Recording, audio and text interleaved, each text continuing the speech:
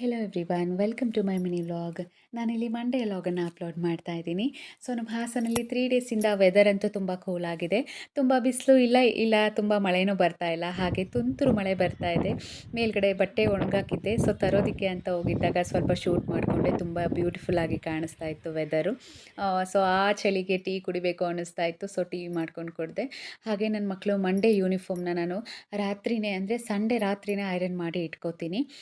ಯಾಕಂದರೆ ಬೆಳಗ್ಗೆ ಎದ್ದಾಗ ನಾನು ಬಟ್ಟೆ ಎಲ್ಲ ಐರನ್ ಮಾಡಲಿಕ್ಕಾಗಲ್ಲ. ಯಾಕಂದರೆ ತಿಂಡಿ ಮಾಡಬೇಕು, ಮಕ್ಕಳಿಗೆ ಸ್ನಾನ ಮಾಡಿಸ್ಬೇಕು, ಇದರಲ್ಲೇ ಟೈಮ್ ಆಗೋಗ್ಬಿಡುತ್ತೆ.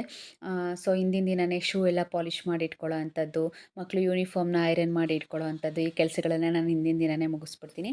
ಹಾಗೆ ಇಬ್ಬರು ಮಕ್ಕಳನ್ನು ಸಹ ರೆಡಿ ಮಾಡಿ ಸ್ಕೂಲಿಗೆ ಟಿಫನ್ ಮಾಡಿಬಿಟ್ಟು ಕಳಿಸ್ದೆ. ಸೊ ನನ್ನ ಮಕ್ಕಳಿಗೆ ಈ ರೆಡಿ ಮಾಡೋದೇ ತುಂಬ ಕಷ್ಟ ಅನಿಸುತ್ತೆ. ಒಬ್ಬಳು ಅದು ಸರಿ ಇಲ್ಲ, ಇದು ಸರಿ ಇಲ್ಲ ಅಂತಿರ್ತಾಳೆ.